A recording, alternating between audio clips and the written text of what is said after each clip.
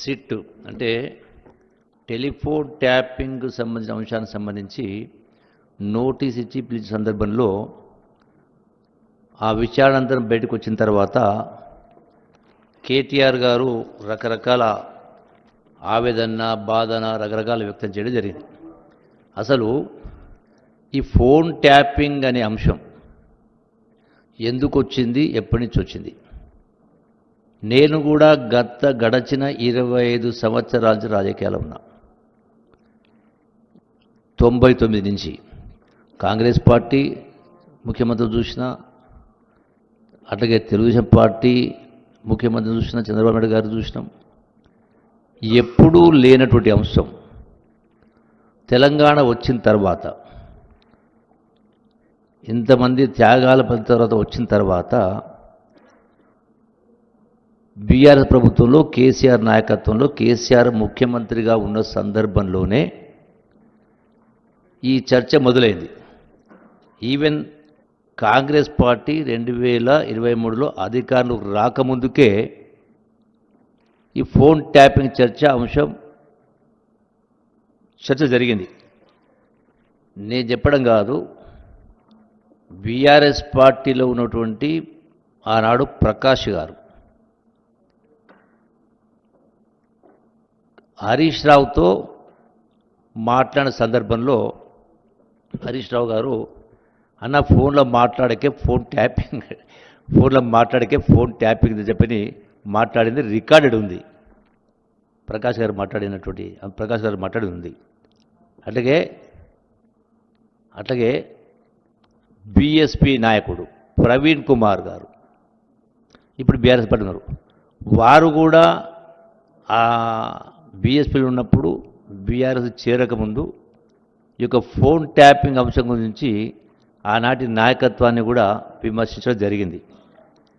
అట్లాగే ఒక ఐఏఎస్ అధికారి ఆకునూరి మురళి గారు కూడా ఈ ఫోన్ ట్యాపింగ్ అంశానికి సంబంధించి కాంగ్రెస్ ప్రభుత్వం రాకముందుకే ప్రస్తావించడం జరిగింది.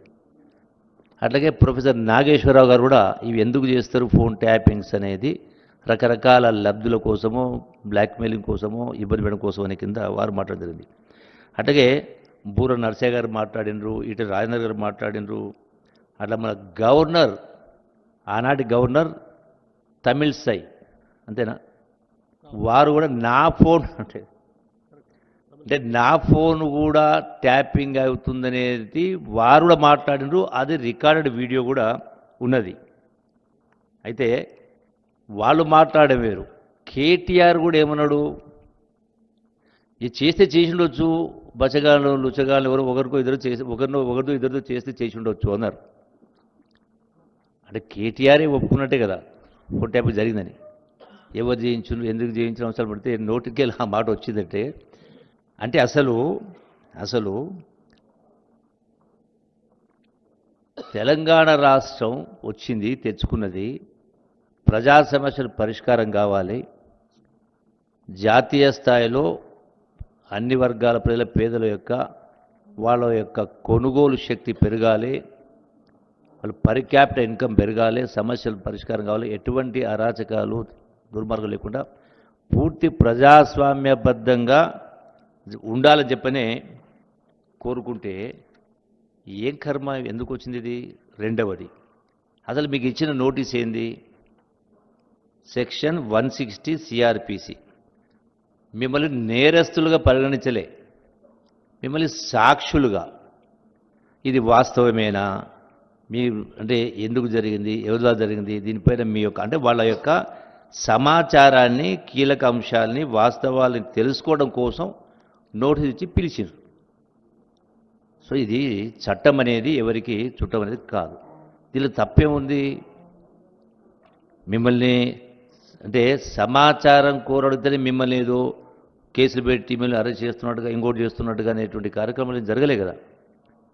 ఈ సందర్భంగా గతంలో తెలంగాణ రాష్ట్ర ఉద్యమంలో కేసీఆర్తో పాటుగా కీలక పాత్ర పోషించినటువంటి ఆనాడు కోదండరాం గారిని మధ్యరాత్రి ఇంటి మీదకి దాడి చేసి అరెస్ట్ చేసే కార్యక్రమం చేసిండ్రు. మరి ప్రభుత్వం వచ్చి 2 సంవత్సరాలైంది. ఇన్ని రకాల ఇన్ని రకాల అసలు నేను కూడా కొద్ది దగ్గరికి వెళ్ళి చూసిన కదా, ఇన్ని రకాల ఉన్నా కూడా అటువంటి పనులు ఏం చేయలే కదా. అంటే రాజ్యాంగబద్ధంగా చట్ట ప్రకారము ఆ అంశం వచ్చినప్పుడు దానిపైన విచారణ చేయడం కోసం నోటీస్ పిలుస్తారు, సాక్షిని పిలుస్తారు.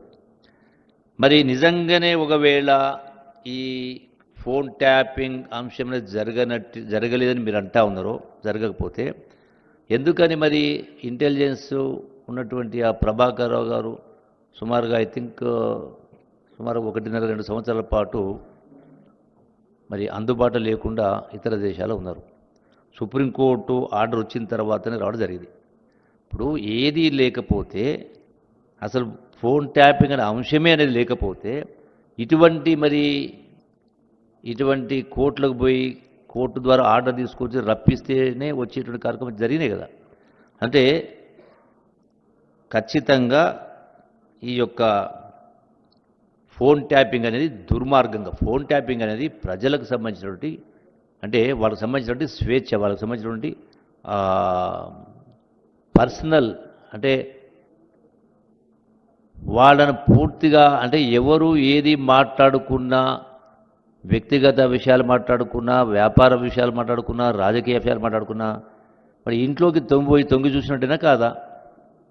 ఎందుకంటే ఇంత దుర్మార్గంగా మీరు మాట్లాడే కార్యక్రమం చేసి ఇవాళ మీరు నిందితులని అనలే, మిమ్మల్ని సాక్షులుగా పరిగణించి పిలవడం జరిగింది. మరి అటువంటిది భయపడాల్సిన అవసరం వచ్చింది? భయం ఎందుకు? భయపడాల్సిన అవసరం ఎందుకు? మీరు మరి ఇటువంటి కార్యక్రమం చేసుకుంటూ ఒకదానికి పొంతన లేకుండా ఈ ప్రభుత్వం ఏదో రేవంత్ రెడ్డి గారి ప్రభుత్వము, కాంగ్రెస్ ప్రభుత్వం రాజకీయ కక్ష చేస్తుందని మాట్లాడుతూ ఉన్నారు. నిజంగానే రాజకీయ కక్ష చేసేది ఉంటే మిమ్మల్ని ఈ సెక్షన్ కాకుండా ఇంకో, అంటే 41A కింద ఇచ్చి పోలీసులు అరెస్ట్ చేసే అవకాశం ఉంది. మిమ్మల్ని ఇబ్బంది పెట్టి నిజంగానే రాజకీయ కక్ష చేయాలంటే, అంటే పూర్తి చట్టం ప్రకారం ప్రజాస్వామ్య పద్ధతి ప్రకారం చేస్తూ ఉంటే మీరు దుర్మార్గంగా మాట్లాడుతూ మళ్ళీ ఉల్టా చోర్ కొత్వాల్ కూడా అంటేనట్టుగా మీరు మాట్లాడుతూ ఉన్నారు. ఇందులో ఎవరు పాత్రదారులు, ఎవరు సూత్రధారులు తెలియాల్సిన అవసరం, తెలుసుకోవడం కోసం చేసే కార్యక్రమం. ఇంత జరిగిన తర్వాత కూడా ప్రభుత్వానికి పట్టనట్టుగా ఏమి జరగకుండా ఉంటే మళ్ళీ ఎవరు చేయాలి? ఇటువంటివి పునరావృతం కాకుండా ఉండాలంటే తప్పు ఎవరు చేసినా వాళ్ళకి శిక్ష పడాలనే కదా. రాజకీయంగా అంటే ఎవరు కూడా అతిథులు కాదు, చట్టానికి అతిథులు కాదు, ఎంతటి వాళ్ళైనా. అరే ఇంత గొప్పగా తెలంగాణ రాష్ట్రాన్ని తెచ్చుకొని పరిపాలన చేయాల్సిన పద్ధతులు చేయకుండా అప్రజాస్వామికంగా చేస్తూ మళ్ళీ తగుదనమ్మా అంటూ దీన్ని దిగజాడుతనమంటారు. ఈ స్థాయికి ఇంత నీచమైనటువంటి పని మనం ఎప్పుడైతే చూస్తూ ఉంటాం, ఆ కాలేజీలో స్కూల్లో వాడు ఇట్లా చేసిన వీడు అట్లా చేసిన కింద, మరి వాళ్ళకి మీకు భేదం ఉన్నట్టు ఎందుకు ఇటువంటి దుర్మార్గానికి ఒడిగట్టే కార్యక్రమం చేయడం జరిగింది? మొన్న కేటీఆర్ మాట్లాడిండు, నిన్న హరీష్ రావు మాట్లాడిండు. అట్లాగే దీనికి సంబంధించి ఈ రోజున ప్రజాధనంతో నడిచేటువంటి విజిలెన్స్ డిపార్ట్మెంట్, అంటే ఎవరి పాత్ర వాళ్ళు సక్రమంగా నిర్వహించకుండా మీరు ఆ సంస్థలపైన దాడి చేసే కార్యక్రమం చేస్తూ మీ సొంత అవసరాలు వాడుకుంటూ ఇష్టారాజ్యంగా ప్రవర్తించే కార్యక్రమం చేస్తే అంటే ప్రభుత్వం ఇంకేం పట్టకుండా ఉన్నట్టుగా చూసుకుంటూ కూర్చోవాలా? ఈరోజున మీరేదో కరెక్ట్గా పరిపాలన చేసినట్టుగా, ఈ ప్రభుత్వమే తప్పు చేసినట్టుగా, అంటే మీరు ఎన్ని చేసినా, ఏం చేసినా, ఎన్ని అవినీతి పనులు చేసినా, ఎన్ని అప్రజాస్వామిక వ్యవహారాలు చేసినా, ఫోన్ ట్యాపింగ్ చేసినా రకరకాలు ఉన్నాయి. అంటే మీరు ఏం చేసినా ప్రభుత్వం నిమ్మకు నీరెత్తినట్టుగా కూర్చోవాలా? ఎంక్వైరీ చేయొద్దా? దోషులను తేల్చొద్దా? డిపార్ట్మెంట్ పని ఎంక్వైరీకి ఆదేశించిండ్రు. సో దీనికేదో ఈ ప్రభుత్వం తప్పు చేసినట్టుగా,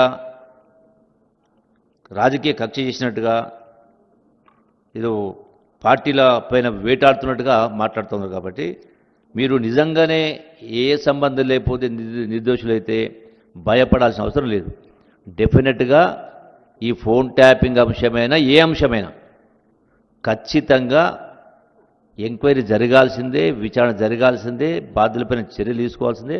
ఇటువంటి సంఘటనలు పునరావృతం కావద్దు. ఏ ప్రభుత్వాలు వచ్చినా ఎవరు వచ్చినా కూడా ప్రజాస్వామ్యాన్ని కూలి చేసే కార్యక్రమం చేసుకుంటూ ఈ రోజున మీరు రకరకాల అక్రమాలు చేస్తూ మళ్ళీ తగుదనమనుకుంటూ మీరే మళ్ళీ దుర్మార్గంగా ఉల్టా చోరు కోతలు దండినట్టుగా మీరు మాట్లాడుతూ ఉంటే ఇది సరిపడదు. ఇన్ని సంవత్సరాలు మీరు మంత్రులుగా ఉండి ఈ స్థాయికి దిగజారే కార్యక్రమం అనేది చెల్లుబాటు కాదు. ఈ యొక్క విచారణ పూర్తి కావాల్సిందే, వాస్తవాలు తేలాల్సి. మిమ్మల్ని ఒక్కనే పిలవలే కదా, బీఆర్ఎస్ వాళ్ళు పిలిచిండ్రు, బీజేపీ వాళ్ళు పిలిచిండ్రు, కాంగ్రెస్ పిలిచిండ్రు, ఇంకెవరైనా పిలుస్తారు. అందరినీ పిలవాల్సిందే. ఈ యొక్క సిట్టు ఎంక్వైరీ పూర్తి కావాల్సిందే. ఎవరైనా దీనికి బాధ్యులు ఎవరో ఆ బాధ్యులపైన చట్టపరంగా చర్యలు తీసుకోవాల్సిందే. ఖచ్చితంగా ఇది ఒకటే కాదు, ఇంతకుముందు మా డిప్యూటీ సీఎం గారు చెప్పినట్టుగా చాలా అంశాలు ఉన్నాయి. ఈనాడు రాష్ట్రం యొక్క పరిస్థితి ఇంత అధోగతి ఎందుకయింది? ఎన్ని అవినీతి కార్యక్రమాలు జరగలేదు, ఎన్ని కబ్జాలు జరగలేదు, ఫోన్ ట్యాపింగ్లు, రకరకాలు ఉన్నాయి. అన్నింటిపైన కూడా చర్యలు తీసుకోవాల్సిందే. అది ఎవరైనా సరే, పార్టీలకు అతీతంగా తప్పులు ఎవరు చేసినా ఎక్కడ చేసినా 100% శిక్ష పడాల్సిందే. ప్రభుత్వం ఇంకా కఠినంగా వ్యవహరించాలి, నిర్ణయాలు తీసుకోవాలి. ఏ పార్టీ వాళ్ళైనా, సొంత పార్టీ వాళ్ళైనా, ఎవరైనా సరే తప్పులు ఎవరు చేసినా శిక్ష పడాల్సిందే. కాబట్టి మీరు ప్రజల్ని పక్కదో పట్టించడం కోసం రాజకీయంలో మొన్న ఎట్లయితే సర్పంచ్ ఎన్నికల ముందు కేసీఆర్ మాట్లాడిండో, రాజకీయంగా పతనమవుతుంది కాబట్టి బీఆర్ఎస్ పార్టీ కాపాడుకోవడం కోసం, దిగజారిపోయిన పరిస్థితిని కాపాడుకోవడం కోసం ఆ మాటలు మళ్ళీ ఇప్పుడు ఈ మున్సిపల్ ఎన్నికలు వస్తూ ఉన్నాయి. రాజకీయ లబ్ధి కోసం మీరు మాట్లాడుతుంది తప్ప 100% మీరు ఏ స్థాయిలో ఉద్యమం జరిగిందో, ఏ స్థాయిలో త్యాగాల ద్వారా, ముఖ్యంగా యువత త్యాగాల ద్వారా వచ్చిన తెలంగాణ రాష్ట్రాన్ని, ధనిక రాష్ట్రాన్ని ఆ యొక్క ఉద్యమ స్ఫూర్తికి విరుద్ధంగా, పవిత్రతకు విరుద్ధంగా పరిపాలన సాగించి, అప్రజాస్వామిక పరిపాలన చేసి, అవినీతి పరిపాలన చేసి, కుటుంబ పరిపాలన చేసి, రాష్ట్రాన్ని చిన్నాభిన్నం చేసి, ఆర్థికంగా కోలుకోలేని పద్ధతిలో దివాలా దించే కార్యక్రమం చేసి మళ్ళీ ఈరోజు మీరు మాట్లాడుతుంటే ప్రజలు మిమ్మల్ని ఎప్పటికి కూడా విశ్వసించరని చెప్పని, ఇప్పటికైనా ఇటువంటి మాటలు మానుకోవాలని చెప్పని కేటీఆర్ అయినా, హరీష్ రావు అయినా, ఇంకెవరైనా వాళ్ళకు హితవు పలుకుతా ఉన్నాం. తప్పు చేస్తే ఒప్పుకోవాలి. విచారణకు భయపడమన్నారు, దానికి పరిమితమే మాట్లాడాలా. ఓదాన్ని కూడా జోడించే కార్యక్రమం చేస్తూ ఉన్నారు. కాబట్టి మరొకసారి వాళ్ళకు హితవు చెప్తా ఉన్నాం. Thank you very much.